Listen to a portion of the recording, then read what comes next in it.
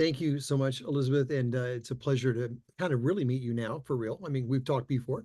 And Eddie, thank you. Thanks to both of you. And thanks to Curtis for the invitation and to Cynthia as well. It's really an honor. And I do use that word for real, an honor to be here with you all today and to talk a little bit about the difference that you make. The work that we do here at the University at American University and the Key Executive Leadership Program is we do leadership development with federal employees. And so we're very engaged with the federal government in all different kinds of places and lots of different kind of classes and so forth. I was with the Federal Reserve Board this morning, and so my voice is a little raspy because it was a big group that I was really speaking loudly, but it was all good. But I was really looking forward to today and looking forward to this afternoon to talk with you all for just a little bit about the difference that you all make. Uh, you know, Before we get into the things that I share with you, and I am going to share three things. It's going to sound kind of weird, but I'm going to share three things that I know about you, and I hope you find it entertaining and useful. And we're going to get to that in a minute. But before I do that, I want to share a little bit about the people that you are serving. I want to share with you just a little bit about what the data is showing us about our population in general. I want to share with you a little about the people that you work with, the people that you live with, the people that you go shopping with, the people that live in your communities. There's some very interesting data out there about what our country looks like. And I think it's important to know that because you are making a huge difference in their world and you matter a lot. You matter a whole lot. So let's take a look before we get to the kind of the three things I know about you. Let's take a look at what difference at the group that you're making a difference for, because they are stressed, they are lonely, and they are very much afraid. Right now, and I'm gonna pose this in the chat just for anyone who wants to throw anything into the chat. Feel free. What percentage do you think of people in our country are thinking of quitting their jobs right now? Just give me a number. Anyone wants to throw a number in the chat. The most recent research shows that there's a good percentage of people that are thinking of quitting their job. I've seen a couple that were close. I just saw someone with almost the exact right number. Good job. I love it. I love seeing a busy chat. This is awesome. And oh, by the way, as you're chiming into this, feel free to ask me any questions because I'm happy to stop and we can talk about anything that you see. Thank you. These are terrific. These are great guesses. So 60, the answer is 63. And I did see a 62. I don't think I saw a 63, but I saw some really very close. Nice job. Think about that though. Now this is not 63%. This is 63% nationwide. In all sectors, in all types of work, are thinking of quitting their job because of the amount of stress that they're under. 76% of people say that we have that stress right now in our life is impacting our relationships. And one of the points I made this morning with FRB, and I want to make this point with you all, is that when we go to sessions like this, we often think that I'm talking to you about work. I'm really not. I'm talking about the difference you make in the lives of the people you're serving, not their work life, but their real life, right? This is where this really matters. Oh, by the way, Curtis, yeah, thank you for the question. I've got a lot of research and statistics that I'm going to share with you, and I'll try to remember to say exactly where it's coming from as I say it. Forgive me if I don't, but I'll try to remember to give you all the sources. The data that I'm showing you for these first few slides are from the American Psychological Association, the APA. But thank you for that question. So going back to this slide, I want to make sure that we recognize that it's not just a wonderful effort at work that it takes time out of our workday, but brings people back to things that are important. This is something that matters to people's lives. And so stress right now is impacting our relationships, not only at work, but it's also impacting our relationships with those whom we live with and the people in our communities. So there's a lot of stress. And overall, the APA reports 83% are feeling stress, so at least some or moderate or heavy stress. 83% report feeling that in our nation. So it's not, look, it's no surprise. My gosh, we just came off of COVID. We've got the most politically divided nation we've had in years. It's just a nightmare. There's a lot of stuff going on. If you live in DC like I do, Benjamin Netanyahu screwed up traffic for me today. And I'm just like, oh, thanks, man. So, I mean, just all kinds of things are happening stress wise in our nation. So The other thing, though, that we're seeing in the people that you serve and the people that benefit from the work that you do is we're seeing a lot of loneliness. So Cigna, the insurance company, Cigna does a loneliness research project every year, and their most recent numbers say that 61% of our nation reports being lonely some or all of the time. 61%. Now, let me define that for you for just a moment. When I say lonely, I don't mean living alone. That's not lonely. There are a lot of people that live alone that are not lonely. There are a lot of people that live in really large families and have a lot of people around them that are very lonely. So this is about loneliness, and this is something that has caught on. As a behavioral scientist, I'm really glad to see that this has caught on in recent years. It mainly due to COVID, we started getting interested in loneliness, but it's been out there for a long time. There's a lot of work out there on this by the Surgeon General, through Public Health Service, through NIH and other places. There's a lot of work out there on loneliness. We've got a lot of it going on. But here's what I find most interesting about loneliness. And I'll ask you to put this in the chat. Who do you think is the least lonely generation, the least lonely generation today? Who do you think it is? Let me see. Da, da, da. Boomers. Good, good, good. Boomers. Okay. Okay, good, good, good. Excellent. Yeah, boomer. Okay, good. I'm seeing as the answers are coming in here, I'm catching a predominant answer of boomers, the elderly, which would be me. Thank you for that.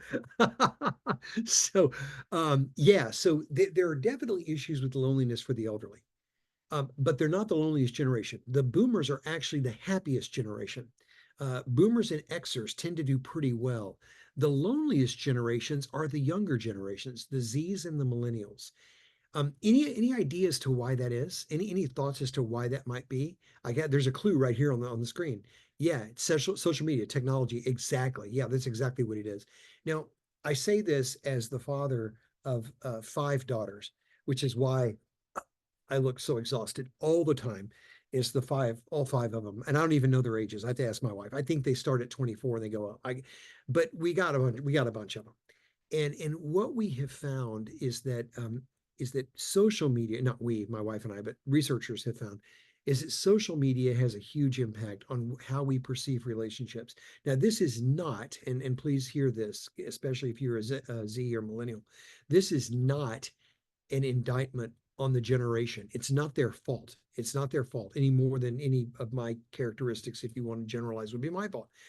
It's about the fact that they came to life at a time, especially the Z's, where social interactions were governed by media platforms. So what looks like a relationship to them is different than one that I would have because it was just of a different time. And it's important for us to know that because it really gives us a clue as to how to interact with and work with younger generations. It also gives younger generations a clue as to understand how people in my generation view relationships. And it does look a little different. Neither one is better than the other, they're just different. But the fact is, social media has had a huge impact on what we have or what we've seen in terms of loneliness. And when you look at ages 18 to 22, I mean, once again, we're talking about the Cigna data here. 18 to 22, 73% reporting sometimes or always lonely. That's frightening to me. And it is something we need to be aware of because these are the leaders, these are the young managers and analysts and scientists that we're bringing into our organizations now. They're going to be leading government tomorrow. So it is just something for us to be aware of. But once again, these are the people to whom that you're serving. You're serving a community of people that has a lot of anxiety. You're serving a community of people that has a lot of loneliness, and you're serving a community of people that are very much afraid. My favorite question in this, favorite question, number one fear of Americans. Don't look this up, but put it in the chat for me. Number one fear of Americans in this country, what do you think it is? This is Chapman University, by the way, out of California, does this research every year. It's the American Fear Index. They do it every October, and they publish their results. So what I'm about to share with you would be the results that were found between October and October and December of last year and published in January. So these are 2024, 2023 numbers. So let's see what we got here. I'm seeing money. I see some really good ones here. Oh my goodness, these are awesome. Um, Wonderful. Got it. Got it. Got it. Got it. Oh yeah. Thanks, Curtis. Yeah, the protesters messed things up as well. You're right. No, the whole city is a mess right now. It's just crazy. Let's see. Homeless, not being loved, success, from being alone, dying alone, guns, violence. Oh, good. These are all excellent. Yeah. Okay. These are all very, very good. Let me walk you through what these are. I think they're pretty interesting to see. For the record, I still have not seen the number one fear. I still have not seen the number one fear on this list yet that you've all provided. But to be fair, I've asked this question every year for the last several years, every time Chapman comes out with this new data. And I always wonder, exactly what, I always wonder why we never see it right. And, but you'll understand once I show it to you. So number 10, not having enough money for the future. I saw money in there, no doubt. Cyber terrorism. Yep. That's a very sophisticated one for the top 10. Biological warfare, pollution of drinking water. Scary. People I love dying. By the way, I don't know if you know this, but the best drinking water in the country is in Hawaii, and the worst drinking water in the country is supposed to be in Alaska. I saw that research last week by, I don't remember the name of the organization, but I was curious when I saw pollution of drinking water. Anyway, people I love dying, definitely a frightening thing. People I love becoming ill, no doubt. World War III, definitely worth being scared of. Russia using nuclear weapons. I am married. Yeah, Katie, I got you. I heard you about the Alaska thing. I was surprised to see that. So I got to go back and look at that research and see why they said that. It seems to me that Alaska water would be very clean, just for the record. And I love Alaska. I love it. And my grandmother lived there for years. Okay, so Russia using nuclear weapons. My wife is Ukrainian. This whole issue with Russia is very personal to us. So yes, that's definitely one of our fears. Economic collapse number two. Economic collapse number two. Oh my goodness, Jacques, you got it. Jacques, how did you know that? I just saw Jacques said it. Corrupt government officials. I don't know what made you say that, my friend, but you're the first person I've ever known that's gotten that correct. Corrupt government officials. Thank you for that. Yeah, absolutely. Now here's what's amazing. Here's what's amazing. This is the number one fear of Americans for the last 6 consecutive years. The last 6 consecutive years, according to Chapman University's Fear Index. Number one, corrupt government officials, 6 consecutive years. Now, this last year, the percentage of Americans that said that were fewer than the previous year and lower than the previous year, but still 6 consecutive years. We'll see what's going on with that. So once again, we've got this nation that you can make a difference for. And I would actually change that to you do make a difference for.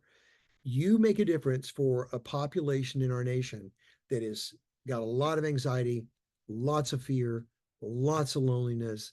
We could probably go on and on about that, but it's really, really remarkable the impact that you're having. And I want to share with you specifically about the impact that you're having on this, because here's what I know about you all. You all are doing the following.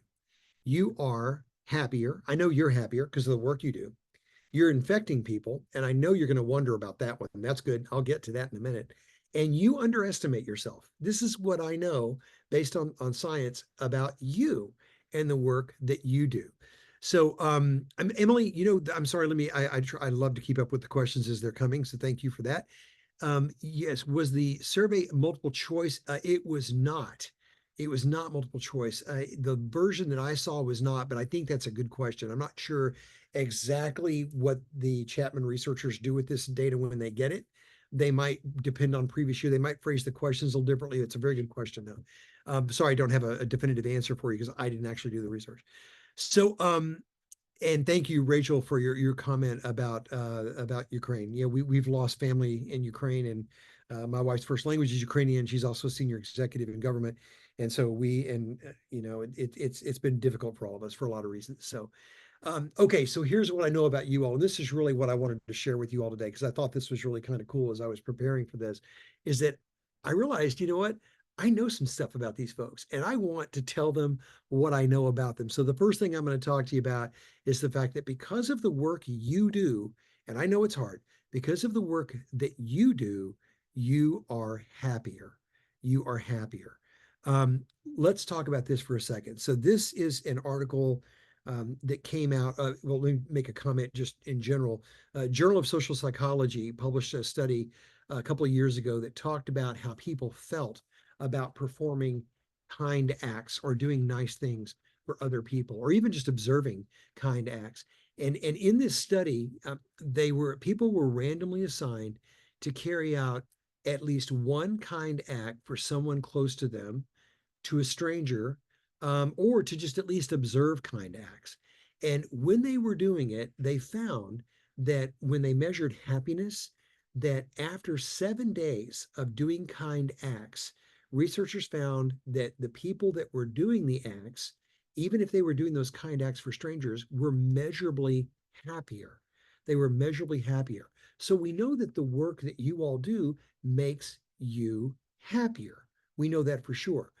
We also know that you all have a bump in oxytocin, which, as Curtis points out, there's a balance to everything. And yes, yeah, I mean, you could even argue that emotional intelligence has a negative side, has a dark side, if you will. No doubt about that. Those are typically the exceptions to the rule. But one thing that you do have as an advantage because of the work that you do is that the emotional warmth that you create, the emotional warmth that you generate based on the research, based on the work that you do, reduces what are called free radicals. And free radicals and inflammation, especially in the cardiovascular system, these are two of the most primary causes of aging. So the fact that your oxytocin is ramped up means that you're actually aging a little more slowly because of the kind acts that you're doing. So once again, you're happier. Perpetually kind people, according to research out of University of California, Berkeley, have 23% less cortisol, which is a stress hormone.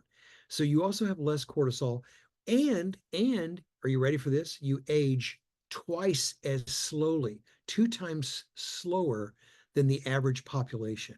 So, this idea of kindness. I will pause here for a moment just to encourage you to check out a website. This website is called the Greater Good Science Center. It's University of California, Berkeley. The person that runs the Greater Good Science Center is a guy named Dacher Keltner. They do some wonderful, wonderful research. I'll refer to some other places as well. But the Science Center at Berkeley is really, really terrific. So it's a wonderful place, and you can sign up for their newsletter. It's really great, but all the science behind emotion and happiness is all there. It's very understandable. So you definitely have less cortisol. You have more oxytocin. You're going to age more slowly. You're going to be happier without question. Here's another thing. So there's been research for years and years and years about giving and receiving. So in the journal Science, 2 years ago, there was an article called "Kindness Can Have Unexpectedly Positive Consequences," and you can look this up anywhere. The data is out there for all different sources, but we know that when we give $100 as opposed to receive it, we are measurably happier. We know that when people are in their later years, they reflect on the things that they were able to do for others, not their accomplishments. And if they are reflecting on their accomplishments, that's an entire different story.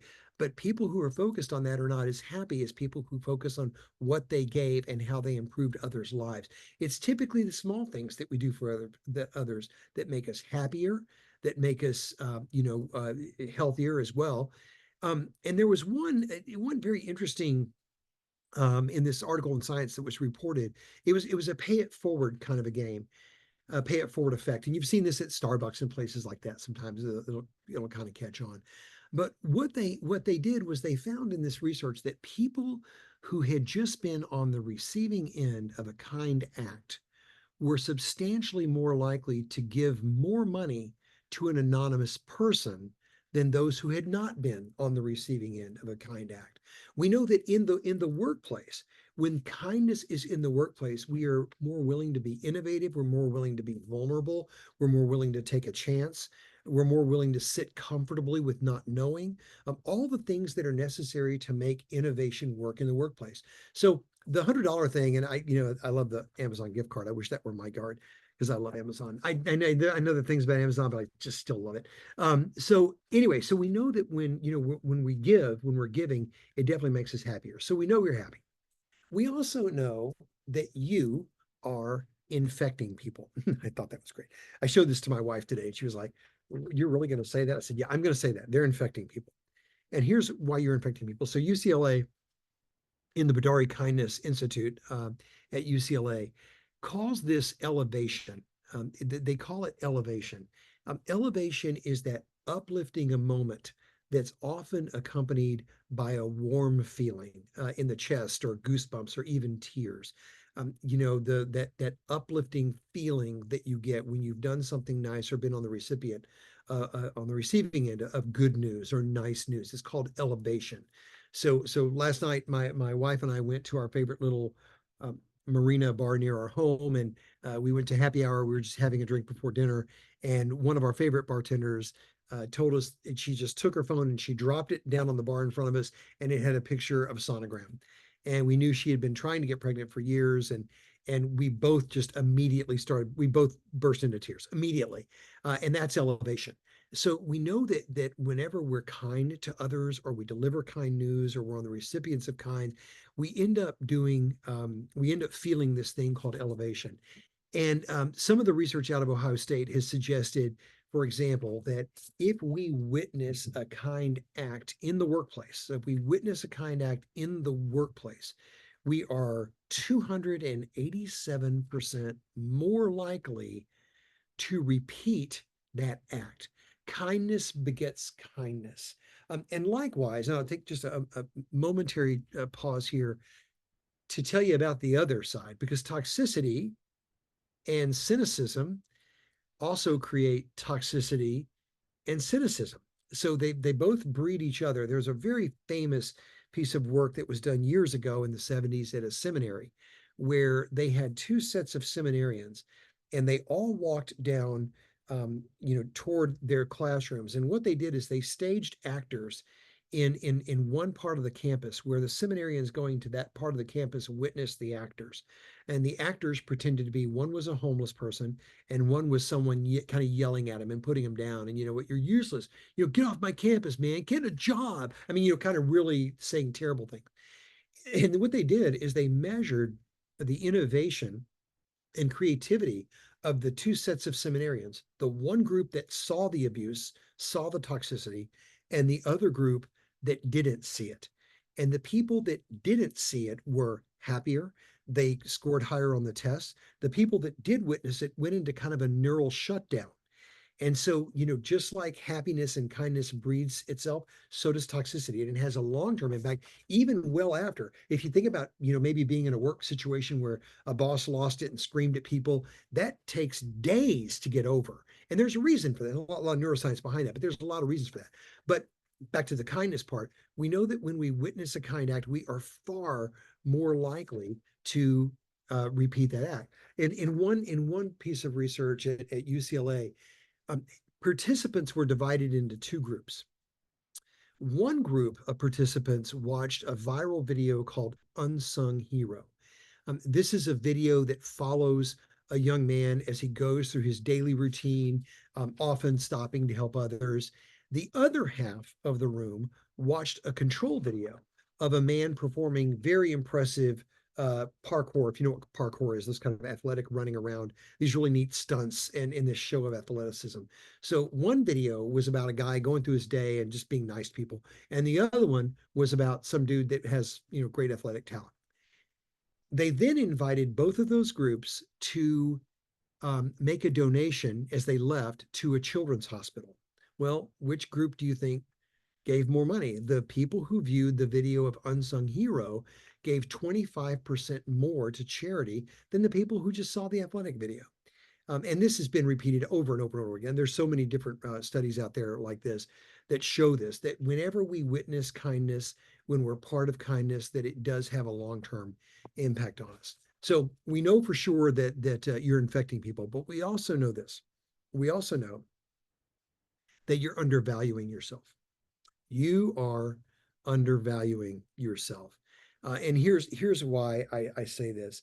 So we all have negativity bias. Negativity bias is part and parcel of who we are. It goes back to Neolithic times. It goes back, back into the very, very early days of Homo sapiens. So we know that we carry a negativity bias, and we have a negativity bias when it comes to kindness. So University of Chicago did a really cool piece of research where they had 84 participants at a really cold weekend in Maggie Daley Park. I saw some Chicago people chime in about the water, so we know I've got Chicago people on the phone. That's awesome. So we had thank you, Jasmine. Appreciate that. So they had this group of people, very, very cold day. And what they asked them to do was they gave them hot chocolate from like a snack bar during this very cold day. And they said, you know what, you can give away your hot chocolate to somebody else or you can keep it. Well, the majority of them decided that they would give it away. But the people that gave the hot chocolate to a stranger, what the researchers wanted to know was what was their perception on a scale of 0 to 10 as to how their kindness would be received. Like, was it, was it a real big deal or was it not? Well, what they found was that the people that received the hot chocolate were like, oh, yeah, it's a huge deal.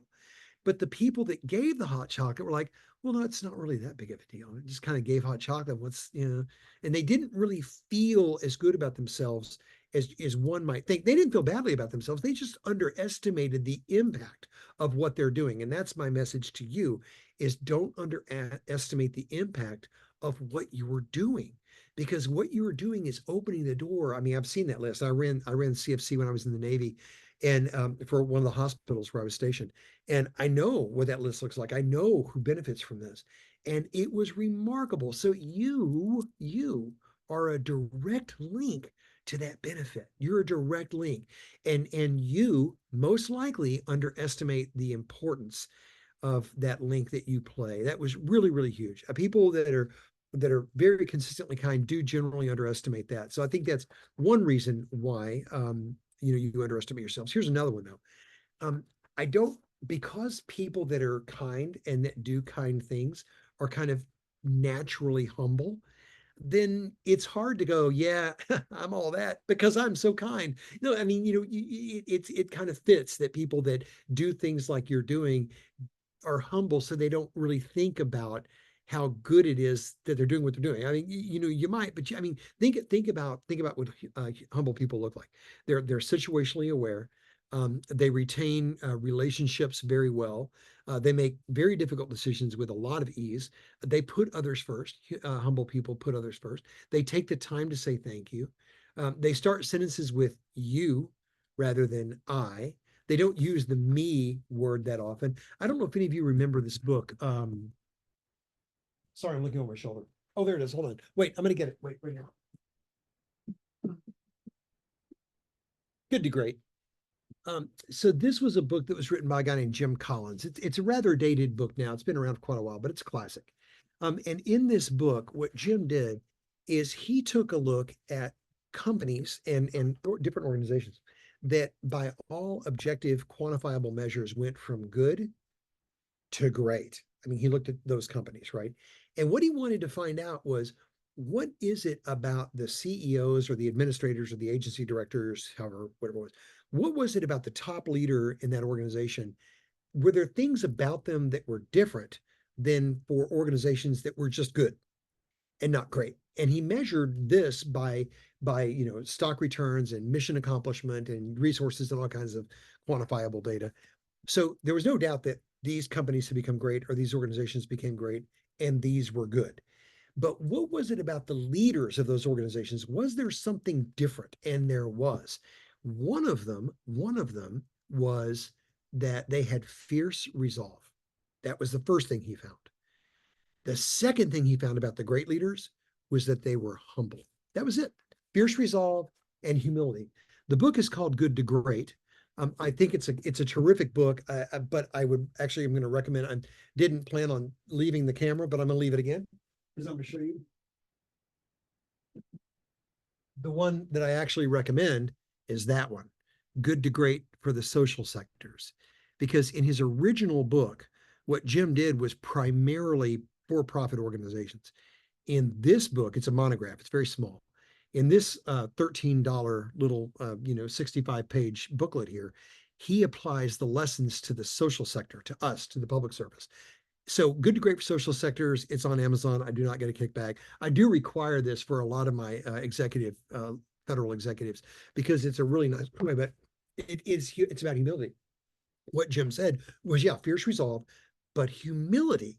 And humble people are kind, and kind people tend to be humble. So I think that is about you as well. So you're infecting people, you undervalue yourself, and you're happier.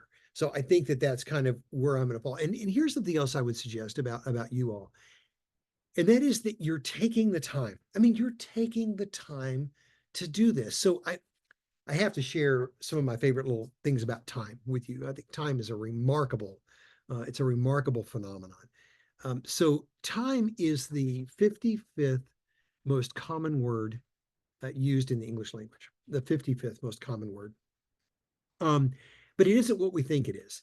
So scientifically, a second, for example, is not 1/60th of a minute.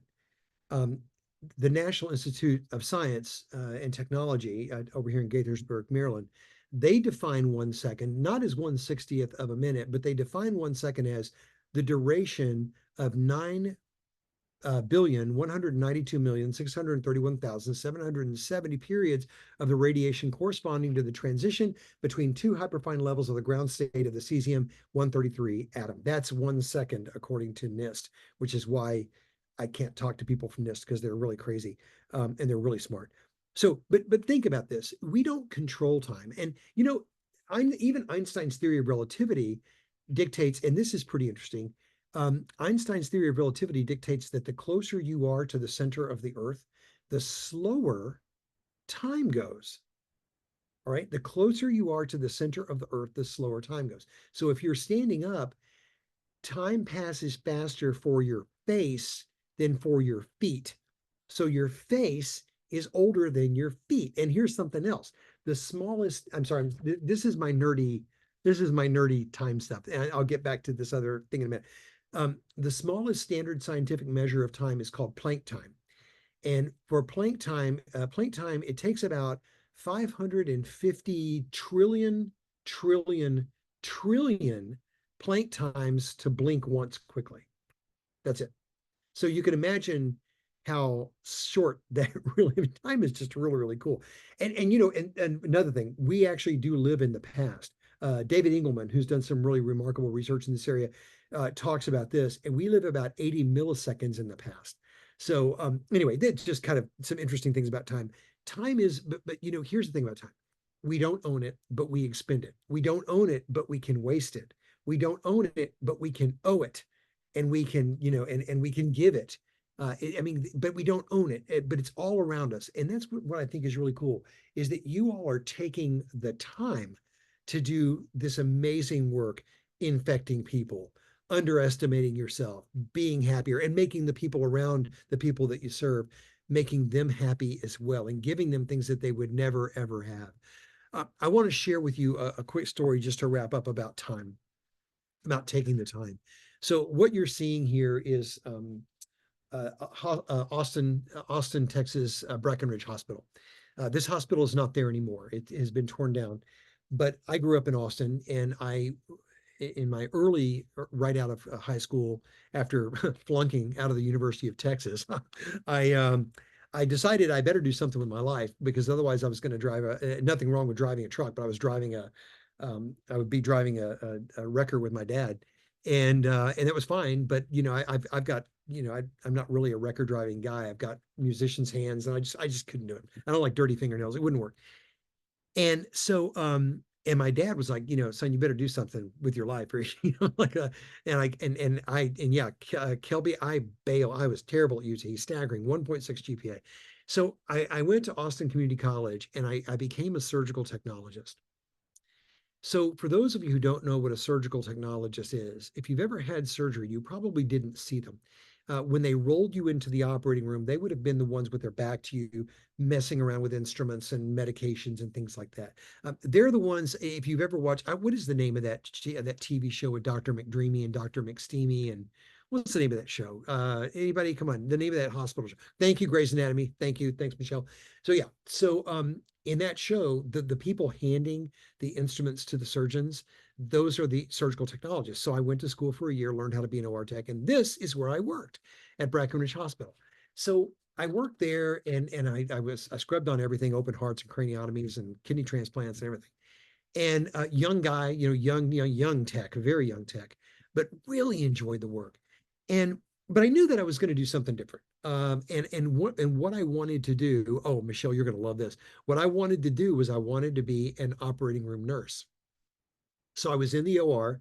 I wanted to be a nurse, and I thought this is my goal. I wanted to. So I'm scrubbed into a case one day. Bear with me. I'm going to get to the point of the time here. This is sort of about taking the time.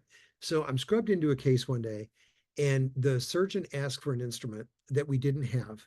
And when that happens in an operating room, you can't just reach over to the table. You got to have it brought into the sterile field in a certain way. And so I looked over at the circulating nurse and I said, could you call down the supply, please, and order this instrument and have it shipped up? So we kind of wait for a second, and the people from Central Supply from CS come back and they say, we're sorry, we don't have that instrument. And the nurse said, why don't you have the instrument? They said, oh, well, it's a really expensive instrument. The hospital won't purchase it. And I was like, what? And I looked and said, really? I said, wait, I mean, we got an open body right here, right? And I'm standing across from the surgeon. The surgeon's like, don't worry about it, Patrick. We'll just use that clamp instead. And I'm like, but wait a second. And then I said, okay. So I gave the surgeon the clamp, and then we finish up the case. And I was furious. And I was 19. I was 19 skinny years old. And so at the end of the case, I just stomp out of the operating room. And I've still got my scrubs on. I've got my shoe covers on. I've got my hat on. I've got my mask is pulled up, and I walked directly to the CEO's office, to the suite. And I walked into his office, and his secretary looks up and she goes, "Can I help you, young man?" And I said, "Yes, I'd like to see Mr. Spurk." And she looked at me. She goes, "I'm sorry, are you?" I said, "I had my badge." I said, "Yeah, my name is Patrick. I work in the operating room." And she said, well, but I said, no, I want to see Mr. Spurk right now. And so she's like looking at me. And then Mr. Spurk comes out of the office, and he comes walking up, and he looks at me. He goes, "Can I help you, young man?" I said, "Mr. Spurk." And he goes, "Yes." And I said, "My name is Patrick, and I work in the operating room. And I want a few minutes of your time." And now here's what he did. He took the time. He took the time, and he said, well, come on in my office. And I sat down with him and I unloaded.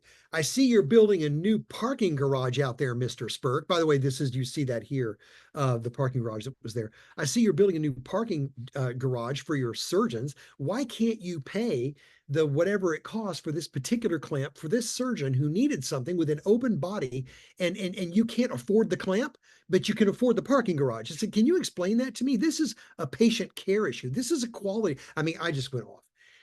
And that kind gentleman sat there and listened to me, and he gave me an answer. I don't remember exactly what it was, but he gave me an answer and explained and asked me to share with him what the instrument was, and he would ensure that they ordered it right away and all those good things. And he thanked me. And I said, well, thank you. I appreciate your time. And I stood up to leave, and he goes, wait a minute. He goes, have a seat. And I sat down. He goes, Patrick, what do you're an OR tech? And I said, I am. And he goes, um, is that what you're going to do for the rest of your career? And I said, no. I said, I'm starting nursing school in the fall. I'm proud of that. Proud of starting nursing school. He goes, oh, so you want to be an operating room nurse? I said, it's exactly what I want to do. He goes, wow. He said, that's great. He said, let me offer you another pathway. And I said, okay. And he goes, I graduated from Trinity University in San Antonio, one of the top healthcare administration programs in the country. He said, you ever thought about going to graduate school? And I was like, I bet I got to finish undergrad first. It's still a couple of years away. And I said, no, I haven't. And from that point forward, Mr. Spurk, because of the time he took, because of the kindness and the patience that he showed, changed the trajectory of my life. I never became a nurse. I regret that sometimes because I have so much respect for the nursing profession. But he saw something in me, and he said, I think you'd make a better administrator. And he's probably right because I'm not good at chemistry. So I learned that quickly. But he said, I think you'd make a better administrator. And he made a phone call at that moment to a faculty member at Trinity University. And he said, I've got a guy, I got a young man here that I want you to take care of and to talk to. And I came from, very, very modest, government cheese means. There was no way I could afford to go to a big private university. And one thing led to another. It's exactly what happened. So I tell you this story because I have reached out to Mr. Spurk multiple times over the years. It took me probably 20 years before I realized what he had truly done for me. And I reached out to him. I found him and he's retired, and I got on the phone with him. I said, Mr. Spurk. And he goes, I said, you won't remember me, sir. I said, but here's my name and here's what happened. He goes, oh, you're that skinny OR tech that came in my office yelling at me about an instrument, right? And I said, that's me. And at that time I was 20 years into a naval career, and we've stayed in touch since. He's still very active. He's retired, but still very active. And it was just remarkable. So I tell you this story because this person who, come on, he didn't have the time. You all don't have the time. Nobody has the time. Nobody's got the time. He didn't have the time, but he took the time. And when he took the time to do something like that, he literally changed my life. He changed it. He changed my life. And you all, by taking the time to do what you're doing, you're changing the lives of countless people. I mean, countless people, countless. So please don't forget that. Please don't forget that. Yeah, Curtis, I was MSc. Yes, I was. And the other thing you're doing, and this is my last slide. The other thing that you're doing is you're being a rainbow. And I just this clip I'm about to show you, I think really speaks to what you all are offering to so many people you'll never meet, but you're being a rainbow. There's an African American song, 19th century, which is so great. It says, when it looked like the sun wasn't gonna shine anymore, God put a rainbow in the clouds. Imagine. And I've had so many rainbows in my clouds. I had a lot of clouds, but I have had so many rainbows. And one of the things I do when I step up on a stage, when I stand up to translate, when I go to teach my classes, when I go to direct a movie, I bring everyone who has ever been kind to me with me. Black, white, Asian, Spanish-speaking, Native American, gay, straight, everybody. I say, come with me. I'm going on the stage. Come with me, I need you now. Long dead, you see? So I don't ever feel I have no help. I've had rainbows in my clouds. And the thing to do, it seems to me, is to prepare yourself so that you can be a rainbow in somebody else's cloud. Somebody who may not look like you, may not call God the same name you call God, if they call God at all. You see? And may not eat the same dishes prepared the way you do, may not dance your dances or speak your language, but be a blessing to somebody. That's what I think. And that's what you all do. You're a blessing to a lot of people, and you are a rainbow to a lot of people, and you make a huge difference. So I just want to say thank you for you all, for just my little thanks for what you do, and really appreciate the chance to talk to you all today. So thank you. I put my contact email there. If anyone would like to reach out for any reason, would love to chat with you. And I'm certainly happy to share slides with everyone. So thank you again. And Curtis, once again, appreciate the invitation, buddy. Thanks, man.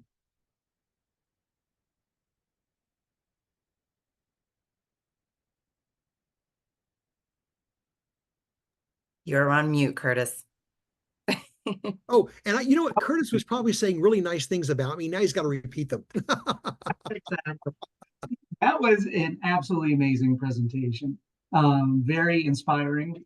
You infected us all, which is great. And I can't wait to take some of those lessons, some of those statistics that you shared out to our campaign workers and really spreading that positivity.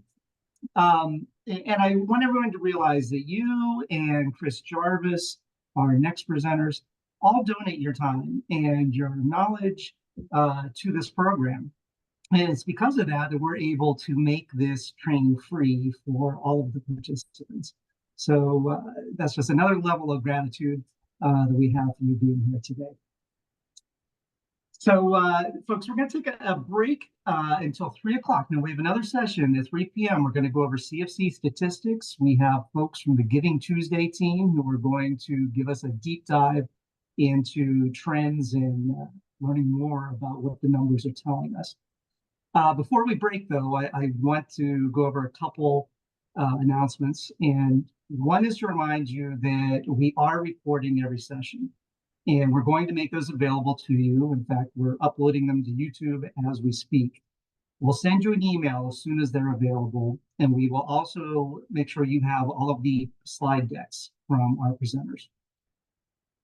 Secondly, you're going to receive a survey via email. We want you to let us know what this first week of training was like and give us some feedback on what we can do better, because we want to keep this going every year and keep building upon what we have. And then third, this is our last day of the first week of training, but we will be reconvening in August, and we have a full 5-day week starting August 19th.